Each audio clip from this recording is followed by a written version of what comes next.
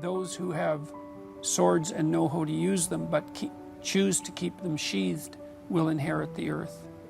And that's a much better idea as far as I'm concerned, because it means that you have a moral obligation to be strong and dangerous, both of those. But to harness that and to use it in the service of good. So it's associated with a complex set of ideas. But that principle right there is a stark differentiator of you from much of the material that I read. Right? Generally, it's purely about compassion. You use the word victimhood, but a lot of folks do feel it's a virtue to feel sorry for others, because usually behind that is, I'll do something. It's not that easy. No. That's the problem, is that we wouldn't have to think if empathy guided us properly. But it doesn't. It guides us properly in some very specific conditions. It can also make us very dangerous because, and there's good experimental literature on this, if you're very sensitive to an in-group's claims, whatever they might be, that makes you very hostile to perceived out-group members. In-group, out-group, people within your tribe versus outside your tribe. Within whatever group it is that you're identifying with at that moment. You know, so empathy drives that in-group identification. It's like, okay, well, what about the out-group? Oh, those are predatory. Those are predators. We better be hard on them. You know, it's a mother bear's compassion that gets you eaten. So we can't be thinking that empathy is an untrammeled virtue. There's no evidence for that whatsoever. The psychoanalysts knew this perfectly well as well, when we were still wise enough to attend to their more profound realizations. And that's the motif of the devouring parent. The devouring mother is a more general trope. And that's someone who will do absolutely everything for you all the time, so that you never have to rely on yourself for anything. That's not good. No, there's rules. For example, if you're dealing with the elderly in an old folks home, here's a rule: never do anything for one of your clients they can do themselves. Why? Because they're already struggling with the loss of their independence. And you want to help them maintain that independence as long as possible.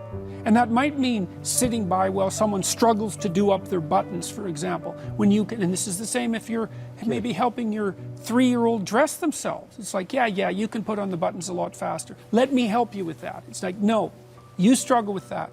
You master it. And I'll keep my empathy to myself. Thank you very much. So that I can help you maintain your independence.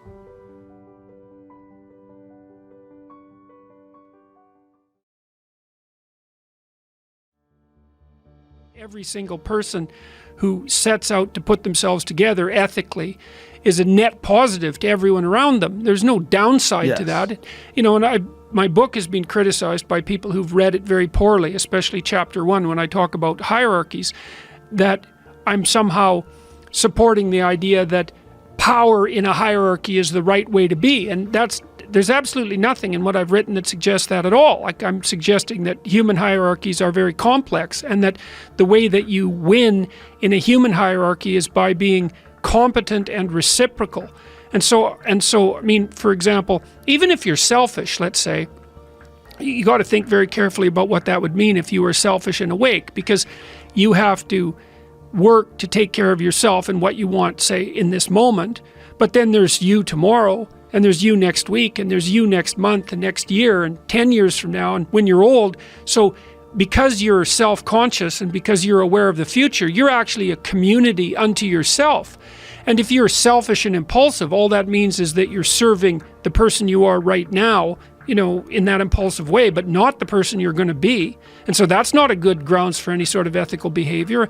And I see that if you serve yourself properly, there's no difference between that and serving your family properly and serving your community properly, that those things all mesh in a kind of a harmonious manner. And one of the things that's really been effective in the lecture tour is a discussion about that idea and its relationship between that and meaning and responsibility, because one of the things that strikes the audience as silent constantly, because I'm always listening to them to see, you know, when the attention is maximally focused, is whenever I point out to people that the antidote to the meaninglessness of their life and the suffering and the malevolence that they might be displaying because they're resentful and bitter about how things have turned out, the antidote to that is to take on more responsibility for themselves and for other people, and that's aspirational, which is kind of cool. You know, the conservative types the duty types, and I'm not complaining about them, you know, they're always basically saying, well, this is how you should act, because in some sense that's your duty, right? That's how a good citizen would act. And that's a reasonable argument. But the case that I've been making is more that, well, there is value distinctions between things. Some things are worth doing and some things aren't, and you can kind of discover what that is for yourself, and then you should aim at the things that are most worth doing. And what you'll find if you watch carefully is that the things that you find worth doing are almost always associated with an increase in responsibility. Because if you think about the people you admire, for example, you spontaneously admire people, and that's a manifestation of the instinct to imitate. Again, people are very imitative. You don't admire people who don't take care of themselves. Like, unless there's something wrong with you, you at least want an admirable person to be accountable for themselves. And then if they've got something left over so they can be accountable for their family, well, then that's a net plus, obviously. That's someone you think is solid. And then maybe they take care of some more people. They have a business, or they're involved in the community in some positive way. You see, well, that's a person whose pattern of being is worth imitating. And that's all associated with responsibility. And it's so interesting because it's as if everybody kind of knows this, but that it hasn't crystallized. It's like, well, you should be responsible because that's what a good citizen is. It's not, no, you should be responsible because you need to have a deep meaning in your life to offset the suffering so you don't get bitter. And the way you do that is to bear a heavy load, to get yourself in check for you now and for you in the future, and then to do the same for your family and your community, and that there's real nobility in that, and there's real meaning. And more, the other thing that I've been suggesting to people, and I also believe this, is that, and I think that the guys that have come to talk to me, especially the ones that have had real rough lives, they really understand this. If you don't get your act together and you let yourself slide, then what kind of moves in to take the place of what you could have been is something that's really not good at all. So it's not only that if you're living like a dissolute life, that you're not aiming at anything positive, and so you don't have any real meaning, and you're subsumed by anxiety and all of that and hopelessness, but something kind of hellish moves in there too to occupy that place, and so then you end up making things worse. And when, one of the things I learned about studying totalitarian systems, whether they were on the right or the left, was that part of the reason that the totalitarian horrors of the 20th century manifested themselves was because average people didn't take on the proper responsibility. They shut their eyes when their eyes should have been open, even though they knew it. And they did and said things they knew they shouldn't have done and said.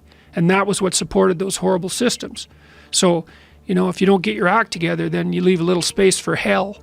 And I really believe that. So I figured something out that I thought I'd tell you about. This took me like 30 years to figure out, and I figured it out on this tour.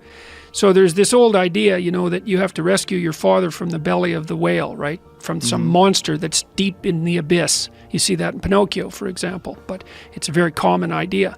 And I figured out why that is, I think.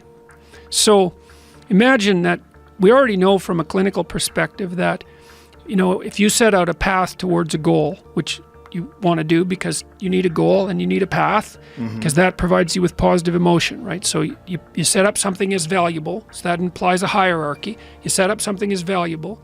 You decide that you're going to do that instead of other things, so that's kind of a sacrifice, because you're sacrificing everything else to pursue that. And then you experience a fair bit of positive emotion and meaning as you watch yourself move towards the goal. And so the implication of that is that the better the goal, the more full and rich your experience is going to be when you pursue it. So that's one of the reasons that's one of the reasons for developing a vision and for fleshing yourself out philosophically, because you want to aim at the highest goal that you can manage. Okay, so you do that, and then what you'll find is that as you move towards the goal, there are certain things that you have to accomplish that frighten you. Maybe you have to learn to be a better speaker, a better writer, a better thinker. You have to be better to people around you, or you have to learn some new skills and you're afraid of that. Whatever, because it's going to stretch you if you pursue a goal, and so that'll put you up against challenges. Okay, so all the clinical data indicates, well, the opposite of safe spaces, as Jonathan Haidt has been pointing out, that what you want to do when you identify something that someone is avoiding that they need to do because they're afraid, you have them voluntarily confront it. And so you break it down. What you try to do, if you're a behavior therapist, is you break down the thing they're avoiding into smaller and smaller pieces until you find a piece that's small enough so they'll do it. And it doesn't really matter as long as they start it, then they can put the next piece on and the next piece. And what happens is they don't get less afraid exactly, they get braver. It's like there's more of them. And here's why. So imagine you do something new, and that's informative, right? There's information in the action, and then you can incorporate that information and turn it into a skill and turn it into a transformation of your perceptions. So there's more to you because you've tried something new. So that's one thing. But the second thing is, and there's good biological evidence for this now, that if you put yourself in a new situation, then new genes code for new proteins and build new neural structures and new nervous system structures. Same thing happens to some degree when you work out, right? Because your muscles are responding to the load, but your nervous system does that too. So you imagine that there's a lot of potential you locked in your genetic code. And then if you put yourself in a new situation, then the stress, that's the situational stress that's produced by that particular situation, unlocks those genes and then builds new parts of you. And so that's very cool, because who knows how much there is locked inside of you. Okay, so now here's the idea. So let's assume that scales as you take on heavier and heavier loads. That more and more of you get more and more informed because you're doing more and more difficult things, but more and more of you gets unlocked. And so then what that would imply is that if you got to the point where you could look at the darkest things, so that would be the abyss, right? That would be the deepest abyss. If you could look at the harshest things, like the most brutal parts of the suffering of the world and the malevolence of people and society, if you could look at that straight and directly, that would turn you on maximally. And so that's the idea of rescuing your father, because imagine that you're like the potential composite of all the ancestral wisdom that's locked inside of you biologically. But that's not going to come out at all unless you stress yourself, unless you challenge yourself. And the bigger the challenge you take on, the more that's going to turn on.